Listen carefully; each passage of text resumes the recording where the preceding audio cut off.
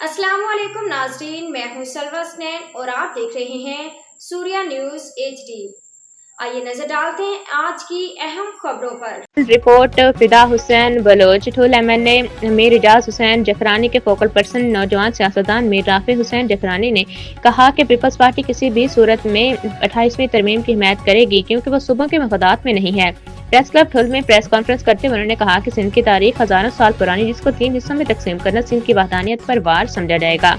मीर राफे हुसैन जफरानी ने कहा कि बिलावल भुट्टो सरदारी जिस किस्म की सियासत कर रहे हैं इस किस्म की सियासत किसी और सियासतदान में मौजूद नहीं है। जैकोबाद अजला में पीपल्स पार्टी मजबूत है और मजीद मजबूत करने के लिए हम शख्सियात को पीपल्स पार्टी में शामिल करने जा रहा हूँ। आने वाले कुछ दिनों में हम शख्सियात हमारे कैंप में शामिल होंगे। उन्होंने मजीद कहा कि मीर मोहम्मद सालेह खान शहलियानी हमारे बड़े हैं, मीर मोहम्मद सलाह शहलियानी और मीर हुजनफर अली जखरानी हम सब एक हैं। सियासी इख्तलाफात की बात तो वो भी जल्द से जल्द ख़त्म किए जाएंगे।